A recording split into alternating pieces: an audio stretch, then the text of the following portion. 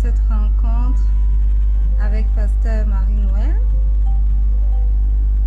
Bonsoir, bienvenue à cette rencontre avec Pasteur Marie-Noël. Bienvenue à notre rencontre hebdomadaire.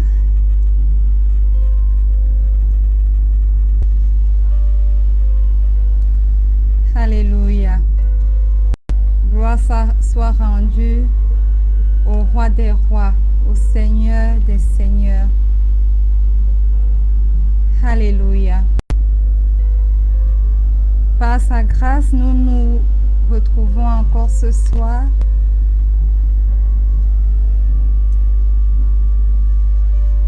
afin que son nom puisse être glorifié. Amen. Nous lui rendons gloire, nous lui rendons honneur. Amen. Bienvenue à cette rencontre. En attendant que les uns et les autres se connectent, nous allons simplement commencer à rendre grâce au Roi des rois. Nous allons lui dire merci pour le privilège qu'il nous accorde d'être encore en direct ce soir pour pouvoir recevoir quelque chose de précieux de lui. Éternel, nous te rendons immensement grâce. Nous te disons Alléluia, nous te disons Hosanna. Nous venons reconnaître ta majesté, nous venons reconnaître ta suprématie. Nous venons reconnaître que tu es Dieu. Reçois tout l'honneur qui t'est dû, reçois toute la majesté qui t'est due, reçois toute la gloire qui t'est due au nom puissant de Jésus. Nous ne pouvons pas prétendre, Seigneur, que nous n'avons pas péché contre toi. Alors nous venons te demander pardon. Pardonne nos manquements, pardonne nos mauvaises pensées. Et nous invoquons ton précieux sang pour nous purifier ce soir. Nous invoquons ton précieux sang pour nous justifier au nom puissant de Jésus. Saint-Esprit, toi qui es notre aide, toi qui es le guide, toi qui nous fais connaître la volonté du Père, toi qui nous rend agréable au Père, toi qui es notre enseignant, viens et prends le total contrôle de cette rencontre. Prends le contrôle de l'instrument que je suis et que tu utiliseras encore ce soir pour apporter quelque chose de précieux à quelqu'un. Prends le total contrôle de tous ceux qui se connecteront ce soir pour écouter et de ceux qui écouteront également en replay. Prends le total contrôle de tout l'aspect technique au nom puissant de Jésus. Amen. Alléluia. Bienvenue une fois de plus. Comme je le dis, c'est un privilège d'être connecté pour délivrer le message du Roi des rois. La semaine passée, nous avons commencé avec le thème « Comment étudier et méditer la Bible ». Alléluia.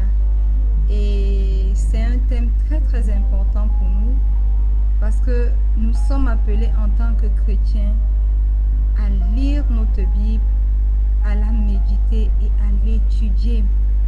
Alléluia. Pourquoi? Parce que la Bible est la parole de Dieu. Si nous voulons connaître la volonté de Dieu, nous ne pouvons la faire qu'à travers la lecture de la Bible. Alléluia. Et donc, la Bible est tellement précieuse pour nous chrétiens que c'est important de la lire quotidiennement et important de comprendre son contenu. Amen. Bienvenue à ceux qui se connectent. Je vois une personne connectée. Vous pouvez vous signaler sur le chat. Alléluia. Et donc, comme nous l'avons dit la semaine passée, c'est très important de lire la Bible. Et nous avons lu dans Osée, qui était Osée 4, verset 6, que je vais rapidement relire, que le peuple du Seigneur périt par manque de connaissance. Osée 4, verset 6. Mon peuple est détruit parce qu'il lui manque la connaissance. Puisque tu as rejeté la connaissance, je te rejetterai et tu seras dépouillé de mon sacerdoce. Puisque tu as oublié la loi de ton Dieu, j'oublierai aussi tes enfants. Amen. Et la semaine passée, nous avons dit que l'une des choses dont nous avons besoin et qui nous apporte la connaissance dont parle le Père, c'est la parole de Dieu, et en d'autres termes, la Bible. Voilà pourquoi c'est important pour nous de la lire chaque jour, pas une fois par semaine ou bien pas une fois par mois, ou alors pas une fois tous les 4 ans, mais de la lire quotidiennement. Et au-delà de la lire, de la méditer et de l'étudier. Alléluia. Et la semaine passée, nous avons dit que ceux qui vont subvenir subsister aux tentations, aux tribulations, ce sont ceux-là qui connaîtront la parole de Dieu. Amen.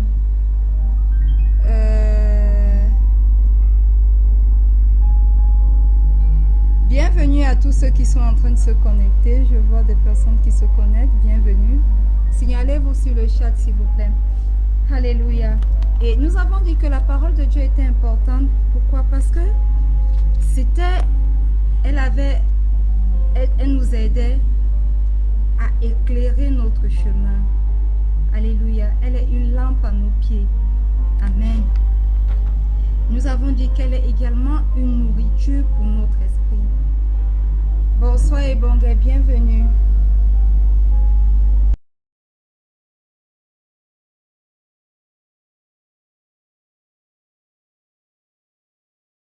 Période difficile et elle égaye notre vie. Alléluia. Si un chrétien a compris cela, alors il ne passera pas un seul jour sans avoir lu sa Bible. Amen. Et donc, aujourd'hui, je ne vais pas m'attarder sur le résumé de la semaine passée. Pour ça, il faut simplement réécouter l'exhortation de la semaine passée. Mais aujourd'hui, je vais un peu plus m'attarder sur comment méditer, bien comment étudier la Bible. Amen. Et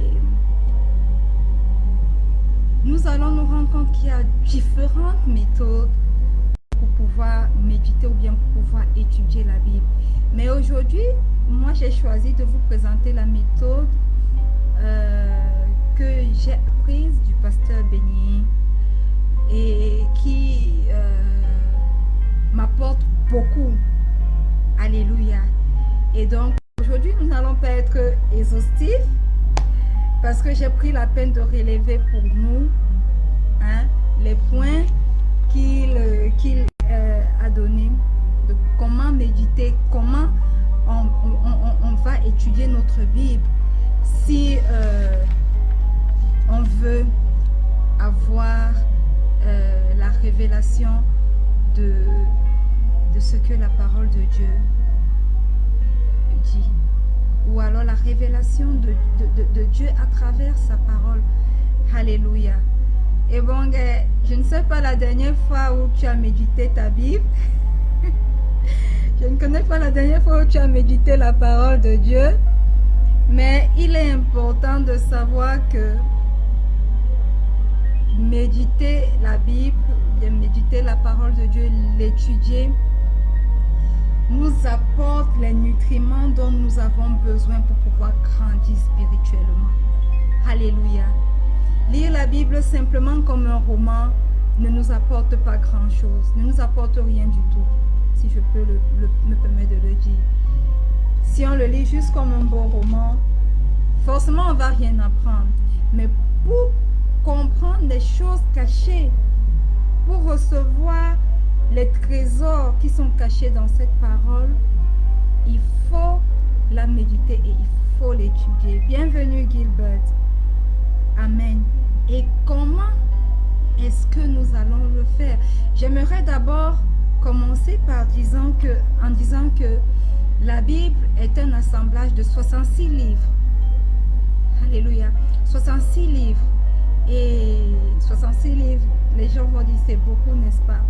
Et la plupart du temps, nous avons, à travers Internet, dans nos églises, à travers différents moyens, les réseaux sociaux, je ne sais pas trop quoi, des plans de lecture de la Bible. Aussi vrai que c'est important d'avoir un plan de lecture de la Bible, mais ce plan de lecture n'a d'aucune utilité si elle devient juste une tâche au quotidien. On tic jusqu'à quand on a fini de faire la tâche, mais on ne reçoit rien de cette lecture-là. Alléluia.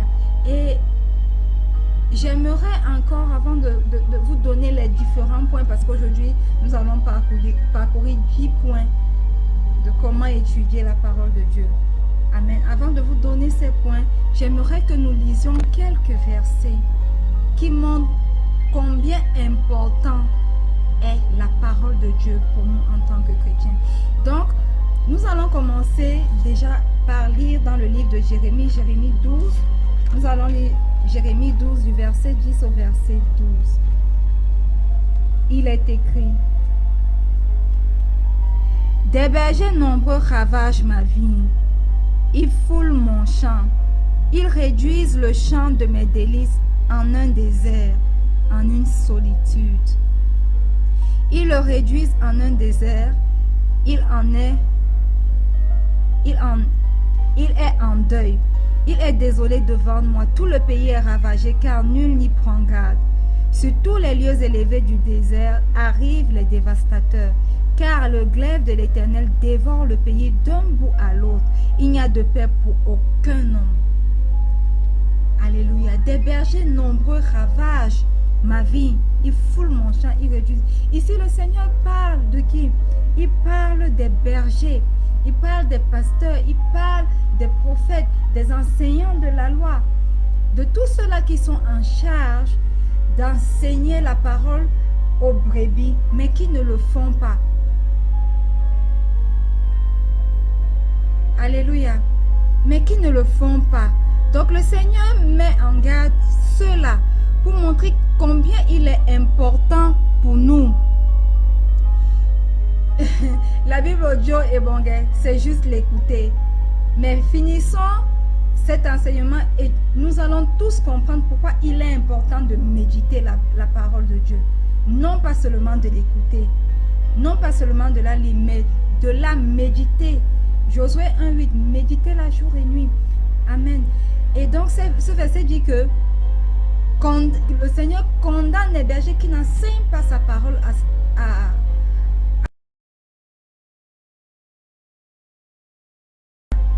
Alléluia. Et quand nous allons dans le livre d'Éphésiens, Éphésiens le chapitre 6, le verset 17. Éphésiens le chapitre 6, le verset 17, il est écrit: prenez aussi le casque du salut et l'épée de l'esprit qui est la parole de Dieu. La parole de Dieu est assimilée à l'épée de notre esprit.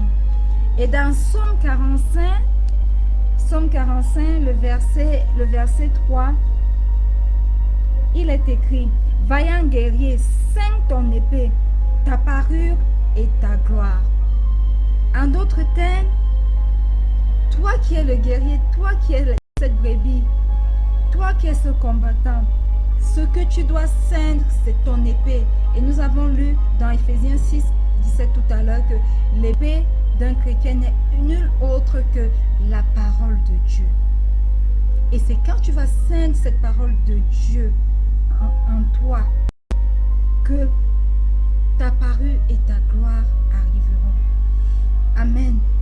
Et dans Hébreux 4, ça c'est un verset que tout le monde connaît. Alléluia. Hébreux 4, le verset 12, il est écrit: car la parole de Dieu est vivante et efficace, plus tranchante qu'une épée quelconque à deux tranchants, pénétrante jusqu'à partager âme et esprit, jointure et moelle. Elle juge les sentiments et les pensées du cœur. Waouh!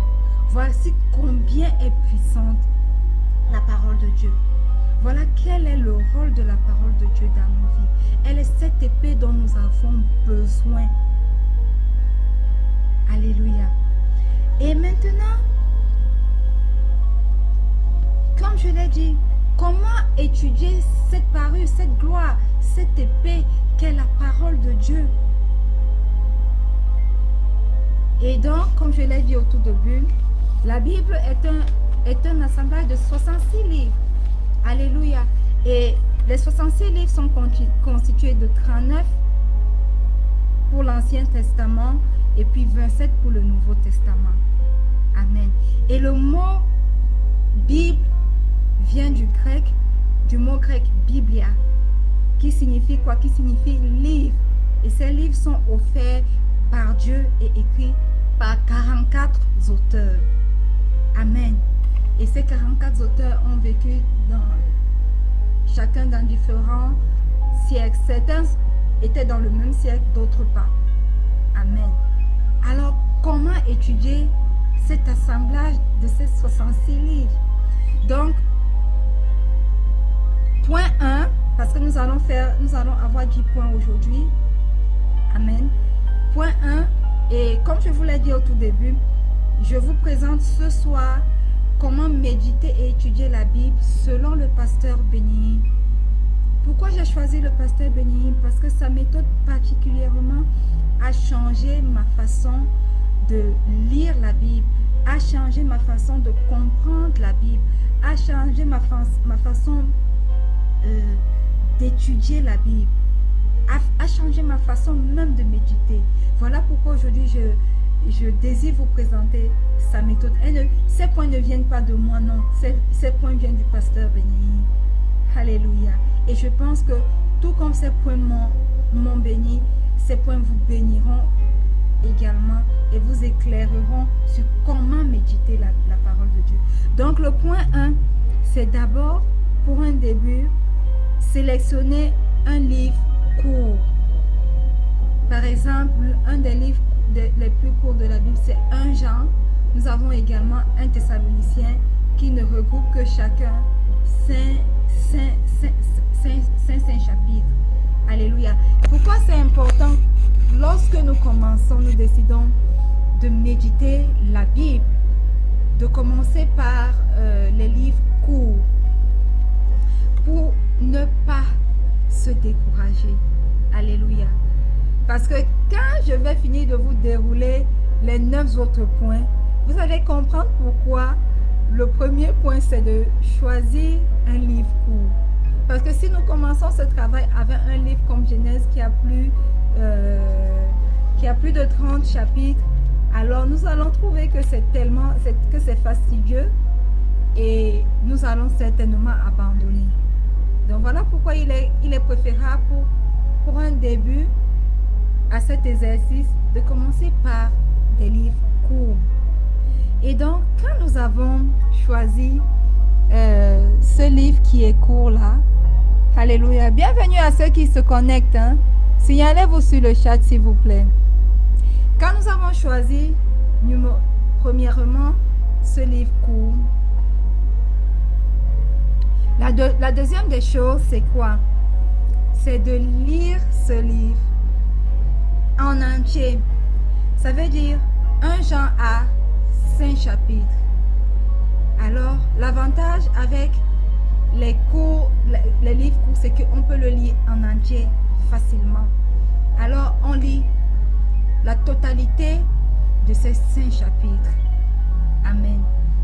Pourquoi on doit lire la totalité de ces 5 chapitres? Vous allez avoir les réponses progressivement. Amen.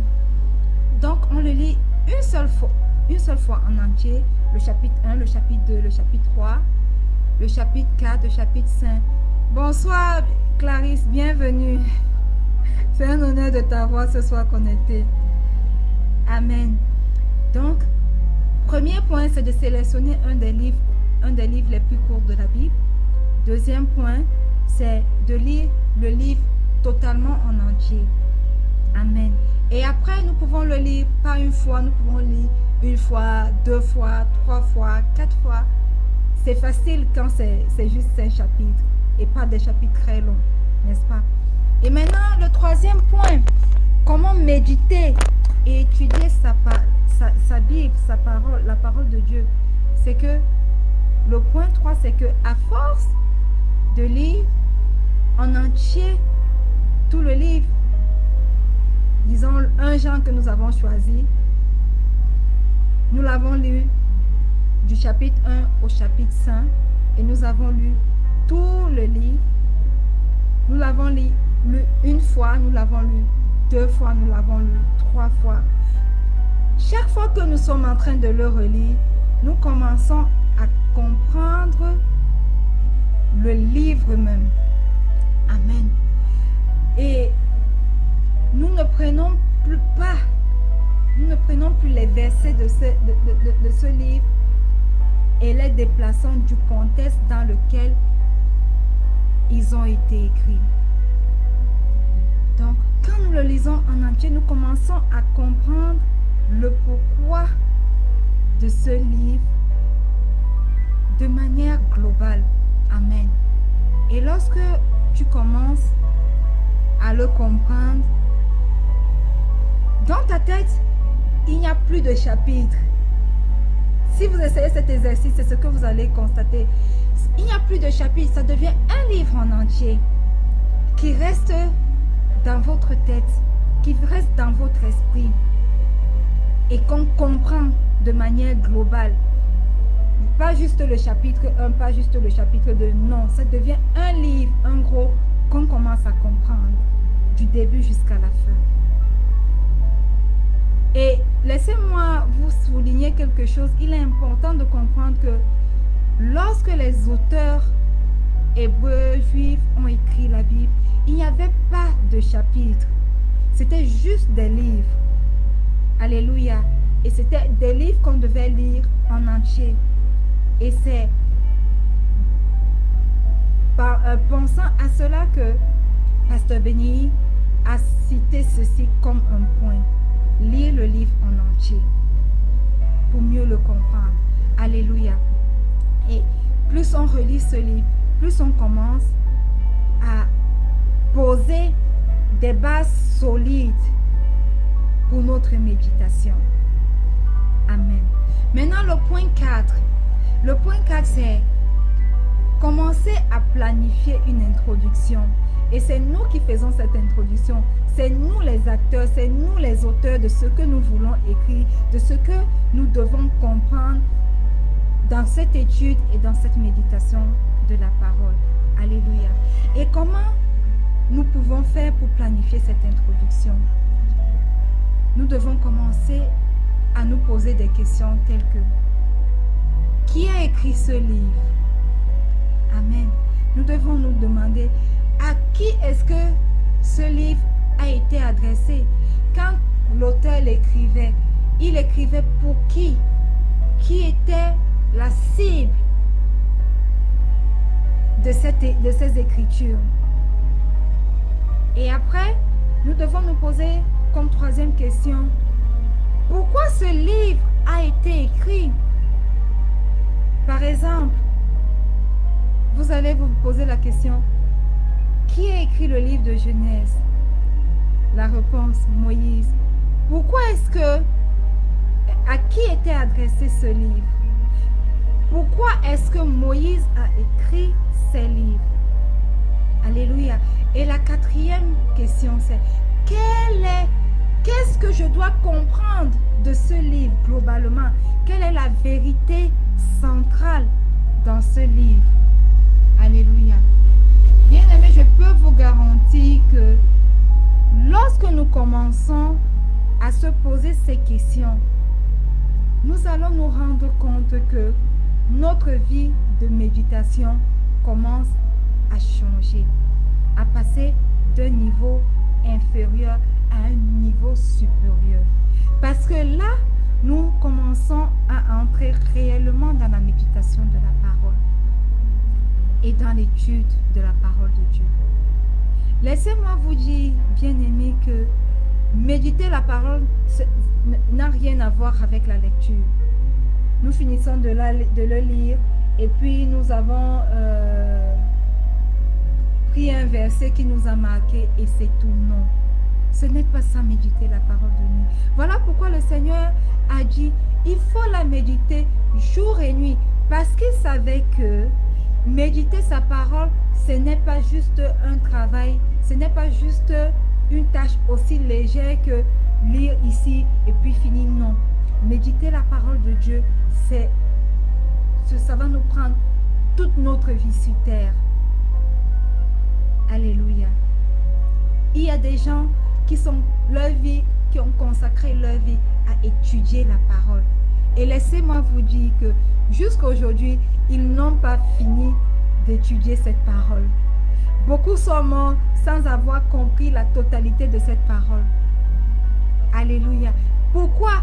Parce que chaque fois que nous méditons et nous étudions, le Seigneur nous révèle ce qu'il veut nous révéler. Amen. Et ce livre regorge énormément de trésors. Alléluia. Alors, lorsque nous nous sommes posés ces questions, ces 4 questions, nous pouvons donc sauter au 5e point, qui est commencer à diviser ce livre en sections appropriées. Alléluia. Pas en chapitres, mais je dis en sessions, puisque nous avons pris la peine de lire tout le livre, et de ne pas dire que voici je lis le chapitre 1, le chapitre 2, non, de le lire totalement en entier. Maintenant, le travail que nous faisons, si nous voulons bien comprendre le contenu de ce livre-là, après avoir fait notre petite introduction à travers ces questions que nous nous sommes posées, c'est que nous le divisons maintenant en sections. Ceci est très important. Ou alors, comment le dire? Peut-être session, c'est trop dit, mais en grandes idées. Voilà, j'ai lu d'ici, ici. Voici, il ressort cette idée, cette grande idée.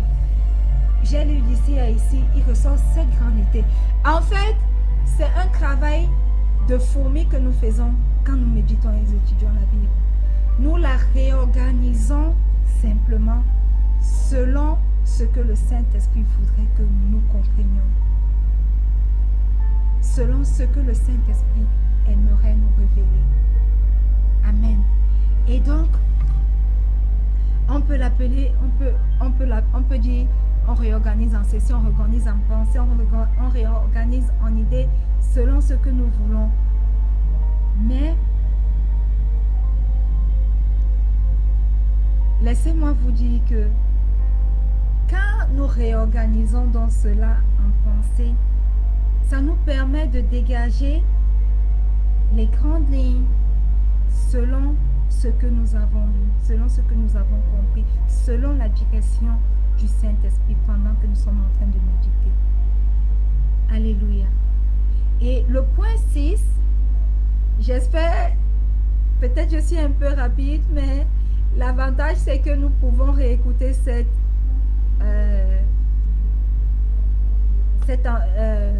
enregistrement et après prendre la peine de noter point par point. Alléluia. Et je peux vous assurer que quand nous allons commencer à mettre cette méthode en pratique, waouh, nous allons avoir tellement de révélations que nous n'allons même plus avoir envie d'arrêter cet exercice, de faire cet exercice. Amen. Donc, nous avons dit un petit récapitulatif pour ceux qui n'étaient pas dès le premier point. C'est que le premier point, c'est choisir un livre. Et pour un début, c'est de choisir l'un des livres les plus courts. Le deuxième point, c'était de lire le livre du premier chapitre au dernier chapitre. Le troisième point, c'était de commencer à comprendre l'idée générale, de commencer à comprendre le livre de manière globale. Le quatrième point, c'était de commencer à planifier son introduction en se posant des questions comme qui a écrit ce livre? Alléluia. Qui a écrit ce livre? Pourquoi a-t-il été écrit? À qui a-t-il été adressé? Quelles sont les vérités centrales? Amen. Et le cinquième point, c'est de diviser le livre en grandes idées, en grandes pensées si on veut. Amen. Maintenant, le sixième point, c'est après avoir nous-mêmes réorganisé ce que nous avons lu, ce livre, selon des grandes idées ou bien selon des grandes pensées comme nous voulons, mais après que nous l'ayons réorganisé, Alléluia. Nous recommençons donc maintenant à lire tout doucement. Amen. Nous recommençons à lire tout doucement à partir du début, à partir du premier chapitre. Lire et méditer la Bible, ce n'est pas du tout la course. Quelqu'un va me dire que si on fait comme ça, on ne va pas pouvoir lire la Bible pendant 1 an et machin. S'il vous plaît, lire la Bible et la méditer, ce n'est pas une course. Non. C'est selon ce que le Saint-Esprit nous entraîne à faire. Et cela va se faire durant toute notre vie. Amen. Et donc, quand on le fait, on doit prendre le temps de bien comprendre, de nous laisser influencer par ce que nous lisons, par ce que nous méditons. Ne pas juste courir et faire des choses à la va-vite. Amen. Donc, quand nous avons fait le premier travail regroupé dans les 5 premiers points que nous avons vus, alors nous revenons au chapitre 1 et nous recommençons doucement à relire et à marquer progressivement des divisions spéciales encore. Nous avons déjà réorganisé en grandes idées. Maintenant, nous repartons dans ces grandes idées que nous avons réorganisées et nous les réorganisons encore en divisions spéciales. Amen. Et ces divisions-là, nous pouvons les faire en versets. Nous pouvons, par exemple, si nous avons regroupé, je prends un exemple, Hébreu, du chapitre 1 au chapitre 2, nous avons vu que c'était la même grande idée. Nous rentrons maintenant dans cette grande idée-là que nous avons regroupée. Nous prenons du verset 1 au verset peut-être 5 qui parle de la même chose. Nous les regroupons encore. Vous allez dire que c'est fastidieux, n'est-ce pas? Mais si nous voulons comprendre la Bible, l'étudier, réellement la méditer et qu'elle soit bénéfique pour nous, alors c'est ce que nous devons faire. Alléluia. Et l'une des choses que nous allons commencer à faire à ce niveau 6, au niveau de ce point 6, c'est d'avoir pas seulement la Bible, une version, mais pour bien méditer sa parole, pour bien l'étudier, c'est d'avoir plusieurs versions de la Bible. C'est d'avoir, au-delà des différentes versions de la Bible, avoir une concordance biblique. Maintenant, le rôle de la concordance, le rôle des différentes versions de la Bible va être très important dès que nous avons atteint ce point 6. Bishop Dag nous a appris dans la famille chrétienne que j'appartiens, First Love, une dénomination des églises Lighthouse dans le monde, que pour un berger doit avoir différentes versions de la Bible, doit avoir des livres chrétiens, doit avoir la concordance. La concordance biblique, c'est quoi? C'est comme un dictionnaire, c'est un dictionnaire biblique. Alléluia. Et pourquoi à ce niveau, le dictionnaire biblique ou la concordance est importante? Parce que quand nous finissons, nous avons regroupé en grandes idées et que maintenant nous revenons regrouper en versets, nous sautons au point, nous atterrissons au point 7.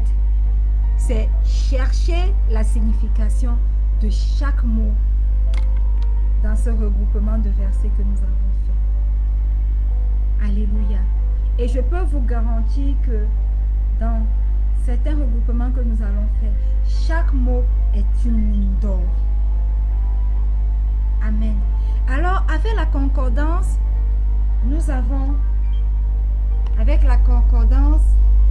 il nous est possible donc d'aller de mot en mot et d'avoir la signification de ces mots.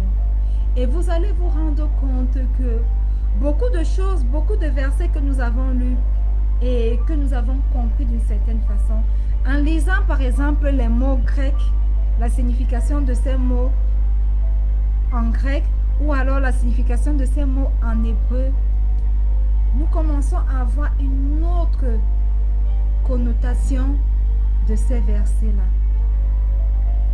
Alléluia.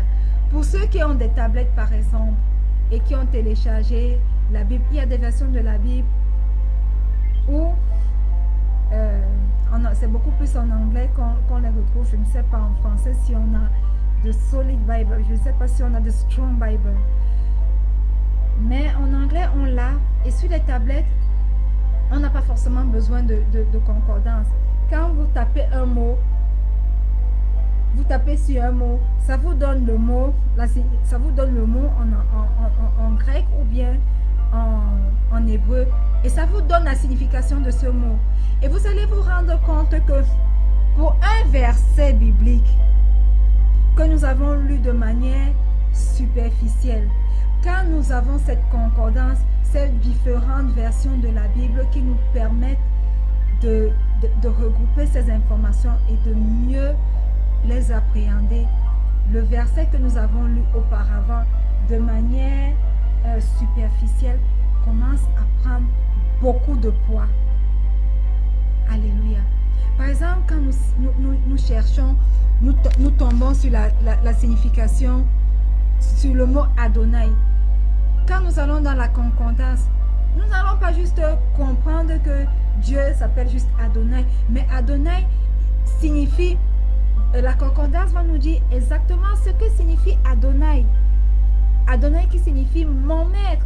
Et là, nous nous rendons compte que si Adonai est utilisé dans un verset biblique, c'est parce que le Seigneur veut dire quelque chose de particulier, veut dire que ici je suis le maître. C'est un exemple que je donne pour vous montrer combien c'est important de maintenant décrypter chaque verset mot par mot. Alléluia. Et c'est de ça qu'il s'agit lorsque nous parlons de méditer la parole de Dieu et de l'étudier. Amen. Alors, nous avons vu 8 points. Le 8e, c'était analyser. Non, le 7e, oui. Le 7e, non, nous avons vu 7 points. Et le 7e point, c'était commencer à décrypter la signification des mots de chaque verset. Maintenant, le 8e point, c'est analyser les versets. Car maintenant que nous avons la signification de tous les mots, nous pouvons donc analyser les versets dans leur ensemble.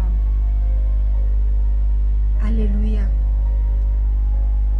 Et comme ça, nous allons nous rendre compte que dans un seul verset, il y a beaucoup de choses qui sont cachées.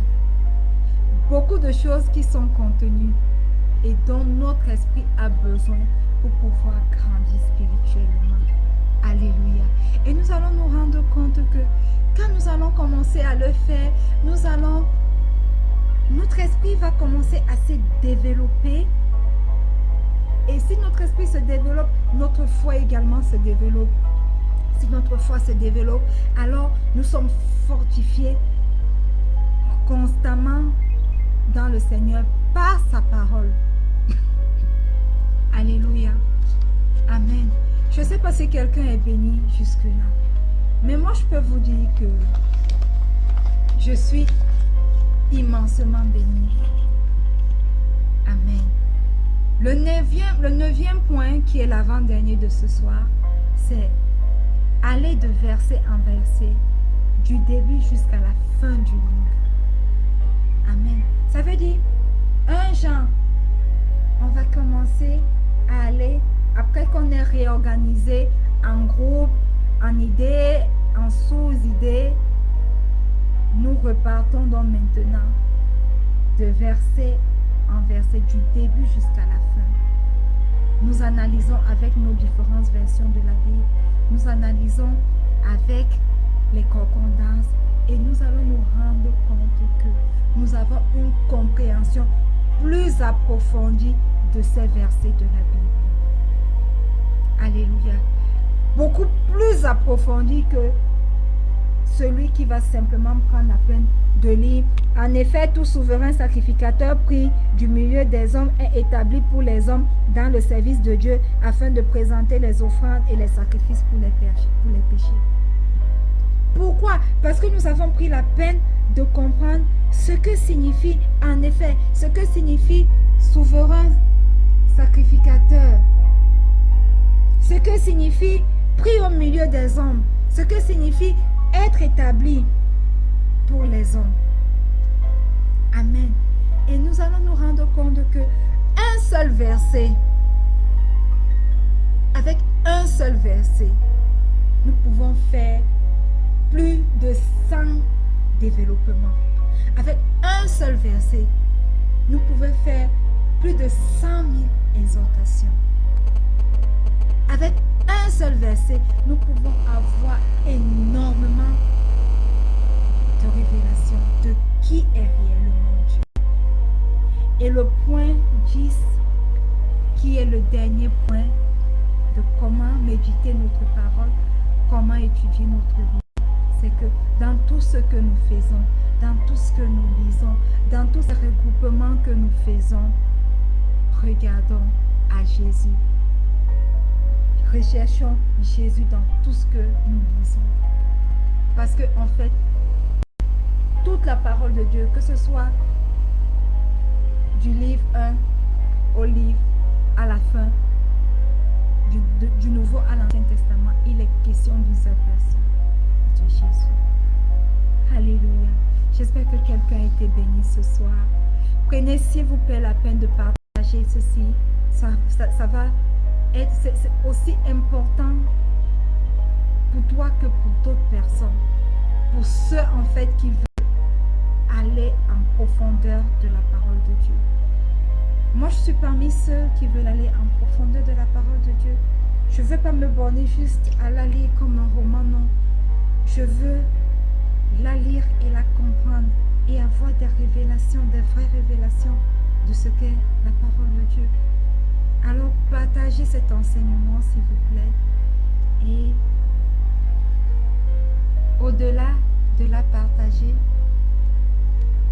réécoutons-la, faisons un exercice, relevons ces points du point 1 au point 10 et commençons avec le plus petit livre de la Bible, 1 Jean, juste 5 chapitres. Il y a même des livres qui ont un seul chapitre, parce que 1 Jean même a encore 5 chapitres. Il y a des livres qui n'ont qu'un seul chapitre.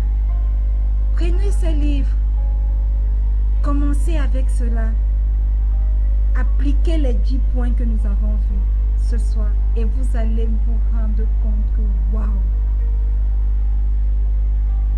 Voilà un trésor que nous avions entre les mains et que nous ne savions même pas que nous avions ce trésor.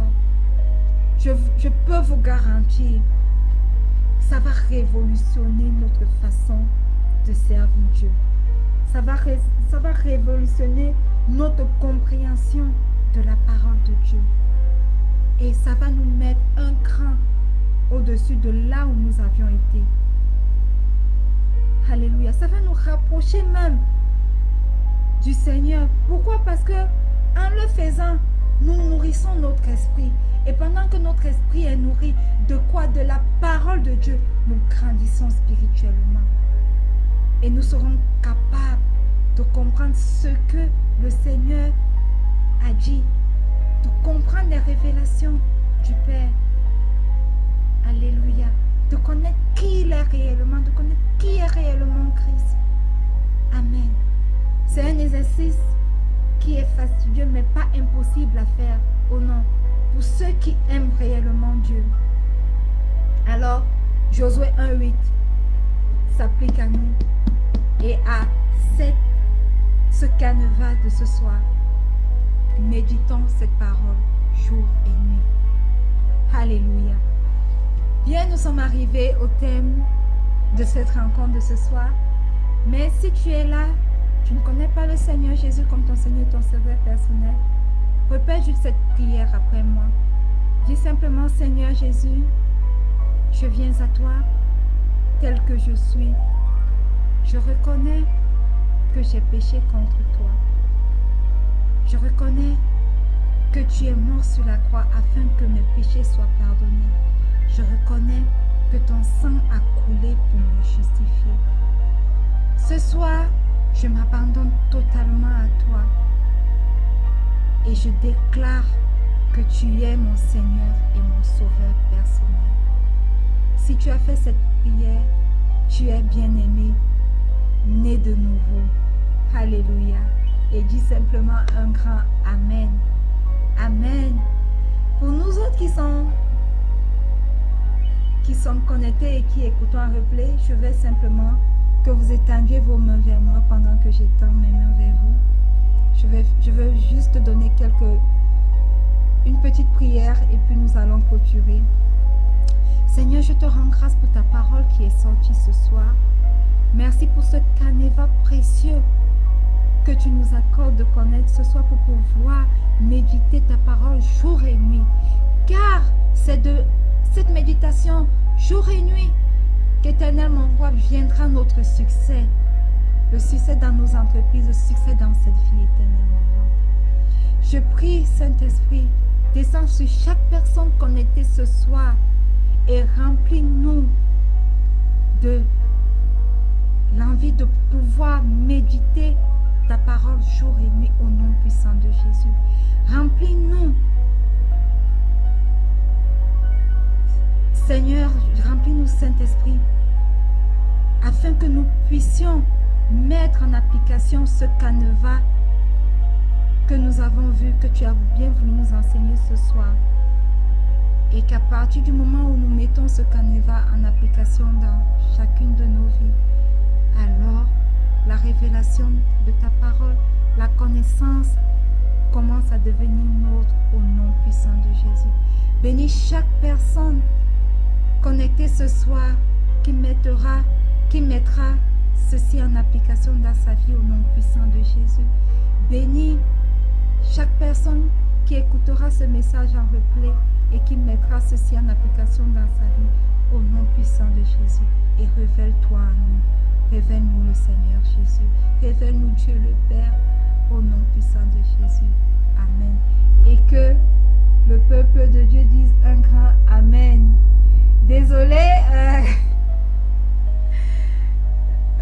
l'écran se referme de temps en temps. Mais j'espère que quelqu'un qui est connecté ce soir a été béni. Bienvenue Immaculée. C'est un honneur de t'avoir. J'espère que nous allons commencer à étudier la Bible, commencer à la méditer réellement jour et nuit. Et je peux vous assurer que votre vie ne sera plus jamais la même. Moi, si j'avais commencé, à partir de ce soir, je vais recommencer. Je vous mets au défi, je vais recommencer et je peux vous assurer que ma vie à moi également ne sera plus jamais la même. Alléluia. Alors, nous sommes arrivés au thème de cette rencontre de ce soir. J'estime que nous sommes des chrétiens qui avons le désir de grandir spirituellement. J'estime que nous sommes des chrétiens qui ne voulons pas rester au stade de bébé spirituel, mais qui aspirons à grandir. Et si nous voulons grandir, c'est uniquement en méditant cette parole, la parole de Dieu, jour et nuit. Et donc, désirons grimper d'un cran, grandir et ne pas demeurer à l'étape de bébé spirituel. Ceci est une nourriture un peu solide, plus solide que celle que j'apporte très souvent. Parce que là, ça nous encourage, ça nous pousse à entrer réellement dans la méditation de la parole de Dieu. Ne peut nous borner à ce que nous recevons de gauche et à droite, mais nous plonger nous-mêmes maintenant dans la parole de Dieu. Et si quelqu'un reçoit ça, je suis sûre que, waouh, nous allons atteindre un autre niveau spirituel. Amen. Alors, Alors, je suis contente de vous avoir eu tous. Merci Immaculée de t'être connectée. Merci Clarisse et Bonga. Merci Gilbert. À ceux qui se sont connectés, qui ne se sont pas signalés sur le chat, merci de vous être connectés. Et j'espère que nous allons prendre rendez-vous pour la semaine prochaine lorsqu'il sera 19h vendredi. Et je reste et je demeure votre âme servante, Pasteur Marie-Noël. Alléluia. Soyez bénis et rendez-vous pour la semaine prochaine. Shalom.